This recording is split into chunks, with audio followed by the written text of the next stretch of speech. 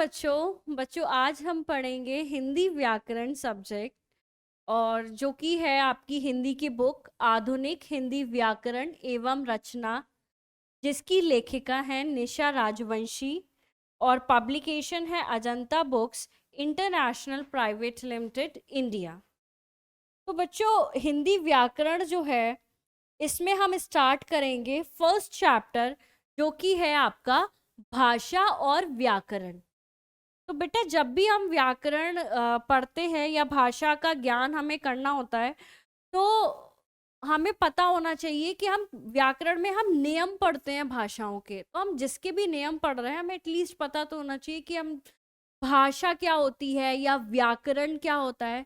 तो इसीलिए इस चैप्टर को स्टार्टिंग में रखा गया है, जिससे आगे आप इतना सारा कुछ पढ़ेंगे उसके बारे में, तो आपको पता होना चाहिए कि भाषा आप जो पढ़ रहे, जिसके बारे में आप पढ़ रहे हैं, वो क्या होती है, और व्याकरण भी क्या होती है। तो ये जस्ट इंट्रोडक्शन है आप लोगों के लिए। तो चलिए स्टार्ट कर। सभी प्राणियों में समझने और समझाने की क्षमता होती है। इसी क्षमता के कारण कुछ पशु पक्षियों की अपनी अपनी बोलियां होती हैं और मनुष्यों की अलग अलग भाषाएं हैं। केवल मानव ही ऐसा प्राणी है जो भाषा के माध्यम से अपने मन के भावों को आसानी से प्रकट कर सकता और दूसरों के मन के भावों को समझ सकता है। इसीलिए मानव द्वारा अपनी भाषा का सतत विकास किया गया है। तो सभी प्राणी जो हैं वो समझने की क्षमता होती है, लेकिन उनमें से कुछ ही होते हैं, जैसे कि हम लोग हैं। हम लोगों में क्या है कि हम हमारी जो भाषा है वो डेवलप है, हम अपनी भाषा को और अच्छे से कर सकते। जबकि आप देखोगे और जानवर वगैरह हैं, उन वो नहीं बोल सकते, उनका एक ही साउंड होता है। चिड़िया का चींची होता है, मेढक का टर टर होता है, लेकिन हम ही लोग मात्र ऐसे प्राणी हैं जो अपने मन के भावों को प्रकट कर सकते हैं भाषा के थ्रू। उपयुक्त चित्रों में दो लड़के और दो लड़कियां अपने मन के विचारों को एक दूसरे तक पहुंचाने के लिए बोलकर आपस में कुछ कह रहे हैं। ये सभी जिस साधन का सहारा ले रहे हैं उसे क्या कहते हैं? भाषा कहते हैं। भाषा का अर्थ है मुख से बोले जाने वाले परस्पर संबंध ध्वनि समूह, जिसके द्वारा मन के भाव बताए जाएं। भाषा की छोटी छोटी ध्वनियों से शब्द बनते हैं, शब्दों से वाक्य, वाक्यों के द्वारा ही हम एक दूसरे से विचारों का आदान प्रदान कर पाते हैं। तो ये जो भाषा में छोटे छोटे अक्षर होते हैं, क ख, हिंदी में क ख ग आ ई ई, इनसे मिलकर शब्द बनाए जाते हैं। शब्द से मिलकर क्या बनते हैं? वाक्य बनते हैं। और इन्हीं वाक्यों को हम आदान प्रदान करके क्या करते हैं? बात कर सकते हैं, बोलचाल कर सकते हैं, भाषा का प्रयोग कर सकते हैं। बच्चों, भाषा का प्रयोग हम सभी करते हैं। सुबह से शाम तक हम जो कुछ भी कहते सुनते हैं वह भाषा ही है। भाषा के रूप, अपने भावों को प्रकट करने के लिए हम भाषा के दो रूप को अपनाते हैं। एक होता है मौखिक भाषा और एक होती है लिखित भाषा। मौखिक भाषा, इसके द्वारा हम मुख से बोलकर अर्थात वाणी से अपनी बात दूसरों को समझाते हैं। नेतागण सभाओं में कथित भाषा का ही प्रयोग करते हैं। तो नेता हो गए या टीचर्स जो होते हैं स्कूल में, वो सभी क्या करते हैं? भाषा को मौखिक रूप से समझाने के लिए प्रयोग की जाती है।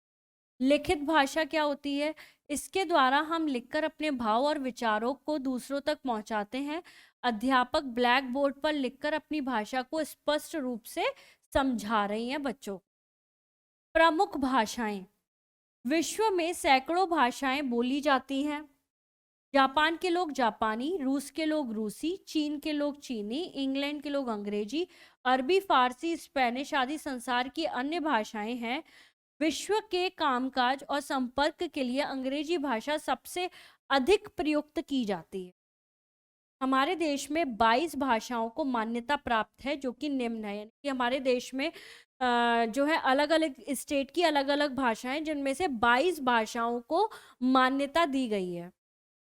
असम की है असमिया, गुजराती, मलयालम, बोडो, ओडिशा, तमिल, मराठी, संथाली, उर्दू, तेलुगु, मणिपुरी, मैथिली, कन्नड़, नेपाली, सिंधी, डोंगरी, कश्मीरी, पंजाबी, संस्कृत, कोंकणी, बांग्ला और हिंदी, इन 22 भाषाओं को मान्यता जो है दी गई है हमारे कॉन्स्टिट्यूशन। हिंदी हमारी राष्ट्र भाषा है। बच्चों, आपके अपने विद्यालय में, पुस्तकालय में देखा होगा कि वहाँ सब शांत होकर पुस्तक पढ़ते हैं, क्योंकि वहाँ बोलना मना होता है। उस समय हम संकेत से अपनी बात एक दूसरे को समझाते हैं। केवल कुछ संकेत ही ऐसे होते हैं जिन्हें हम आसानी से जान या समझ सकते हैं।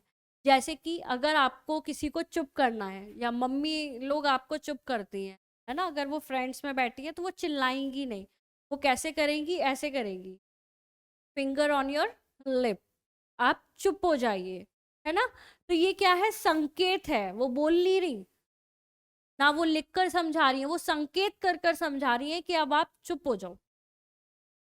ये वाला नो स्मोकिंग का साइन है सांकेतिक भाषा में।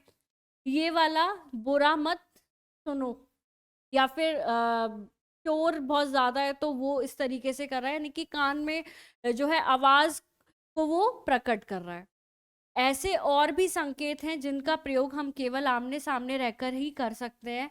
यदि हमें दूर बैठे लोगों के से कुछ कहना हो तो हम सांकेतिक रूप से नहीं कह सकते। दूर बैठे लोगों से बात करने के लिए किसी अन्य साधन की आवश्यकता पड़ती है। इसलिए बच्चों, अनेक विद्वान संकेतों को भाषा का रूप नहीं मानते, क्योंकि अगर दूर इंसान है तो उससे हम संकेत करके बात नहीं कर सकते, तो इसलिए वो सांकेतिक भाषा को कंसीडर नहीं करते। लिपि भाषा का प्रारंभिक रूप मौखिक था। यह केवल बोली जाती थी। धीरे धीरे इसका लिखित रूप बना, इसकी ध्वनियों के लिए कुछ चिन्ह बने। इस प्रकार भाषा ने लिखित रूप ली। तो जब भाषा का प्रयोग होता था तो वो केवल मौखिक रूप से होता था, लिखना ऐसा कुछ भी नहीं था। पुराने जमाने में भी जो लिखित रूप में मिले थे वो हमें महाकाव्य वगैरह, रामायण, महाभारत, या जितने बड़े बड़े ग्रंथ थे वही लिखित रूप में मिलते थे। बाकी की चीजें हमें लिखित रूप में नहीं मिलती थी। तो उसके बाद धीरे धीरे लिखित रूप बना, ध्वनियां बनी, कुछ चिन्ह बने। भाषा की ध्वनियों को जिन चिन्हों द्वारा लिखा जाता है उसे लिपि कहते हैं। विश्व की समस्त भाषाओं की अपनी अपनी लिपियां होती हैं।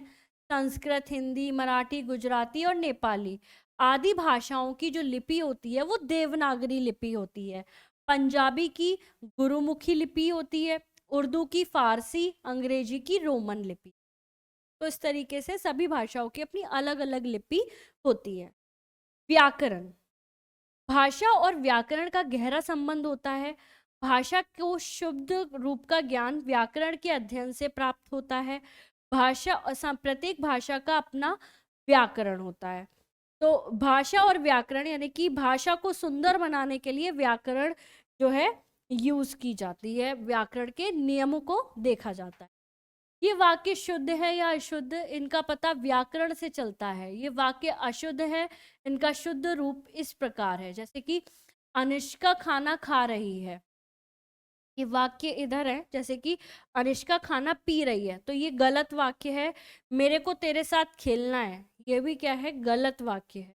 इसका सही रूप क्या है, अनुष्का खाना खा रही है, मुझे तुम्हारे साथ खेलना है।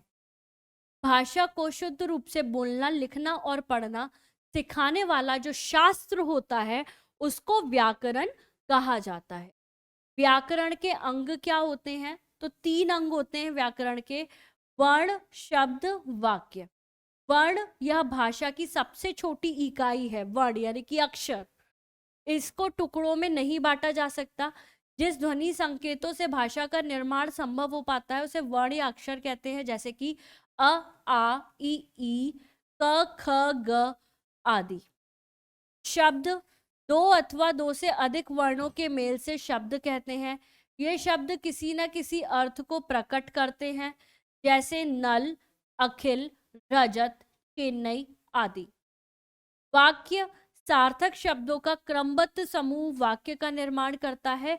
इस समूह से वाक्य का पूर्ण अर्थ प्रकट हो जाता है। जैसे रमन विद्यालय जाता है, हम कल अजमेर जाएंगे, रेशमा सिलाई कर रही है।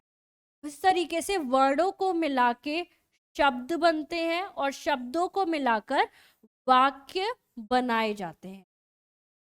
ऊपर लिखे शब्द समूहों से बात का पूर्ण अर्थ प्रकट हो रहा है, अतः ये सब क्या है, वाक्य है।